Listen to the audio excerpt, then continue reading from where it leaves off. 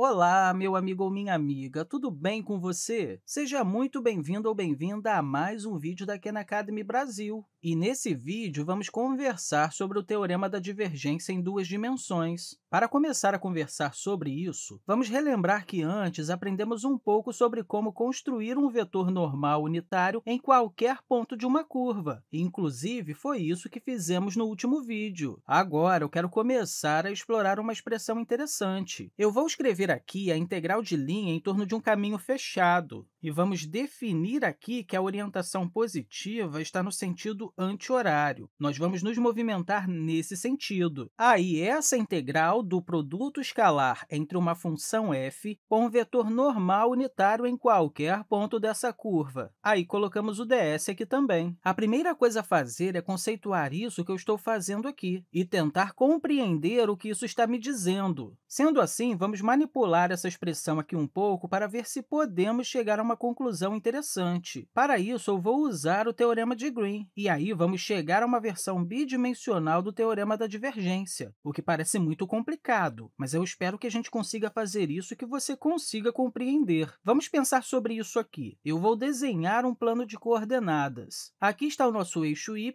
e aqui está o nosso eixo x. Eu vou desenhar a minha curva também. Então, minha curva pode ser mais ou menos assim. Meu contorno está se movimentando de forma positiva no sentido anti-horário, desse jeito. Agora, temos o nosso campo vetorial. E apenas como um lembrete, que inclusive já vimos isso várias vezes, o meu campo vetorial vai associar um vetor com qualquer ponto no plano xy, e ele pode ser definido como alguma função de xy.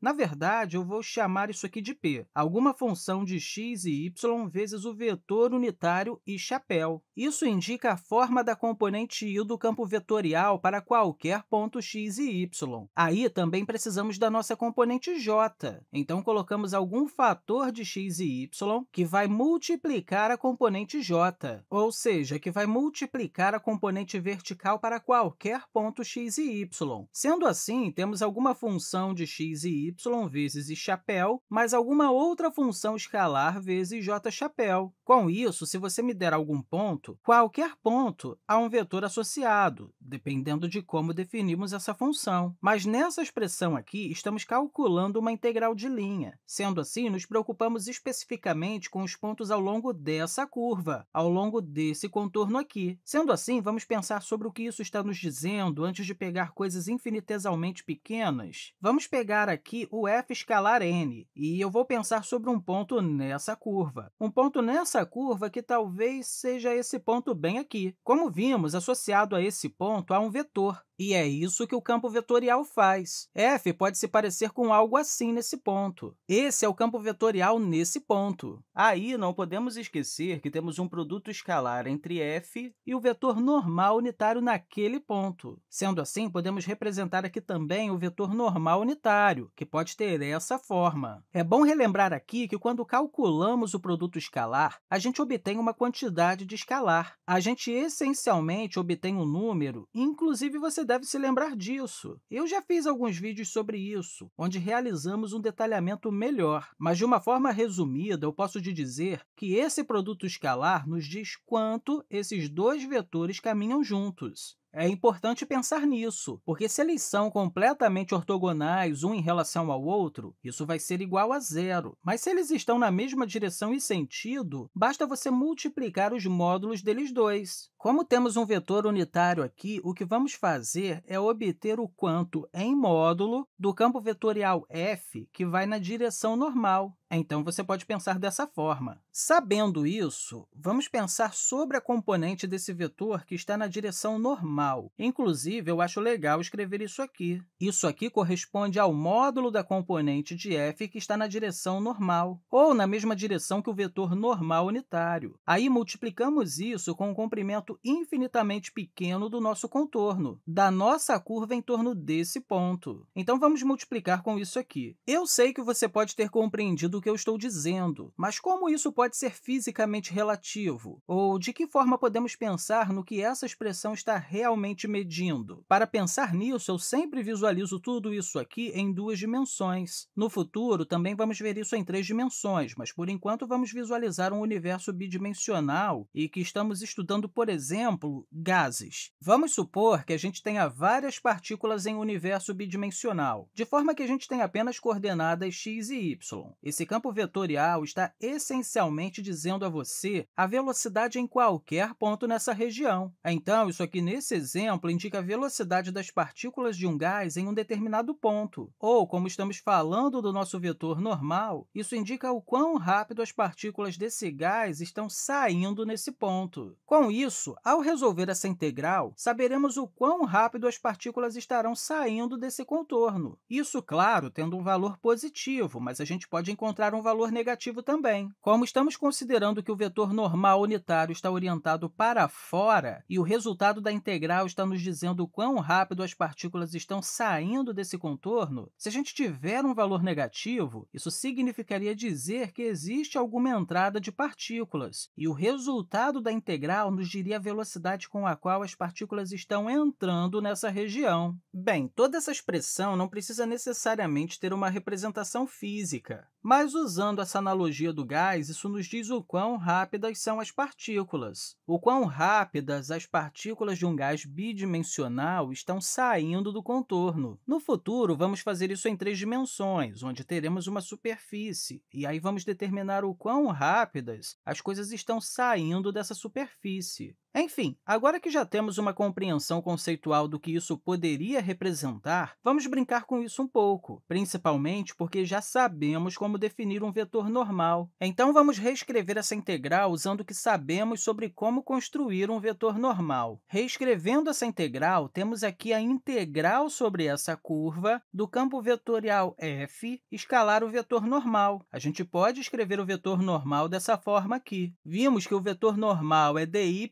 i chapéu menos dx vezes j chapéu, e tudo isso dividido pelo módulo, que nesse caso é o ds. Para torná-lo um vetor unitário, encontramos aqui o módulo de ds calculando a raiz quadrada de dx ao quadrado mais dy ao quadrado, que é a mesma coisa que esse pequeno comprimento aqui do nosso contorno. Sendo assim, vamos dividir isso aqui por ds, e aí multiplicamos isso por ds. O ds é um escalar. Como temos um ds aqui e um ds aqui, podemos cancelar um com o outro. Sendo assim, ficamos apenas com o produto escalar entre f e essa diferença entre dy i chapéu e dx j chapéu. Para melhor visualizar isso, eu vou reescrever essa integral. Então, eu coloco aqui a integral de linha, lembrando que estamos integrando no sentido anti-horário, e aí essa integral vai ser do... Vamos calcular esse produto escalar que está aqui em cima. Bem, esse produto escalar é bem simples.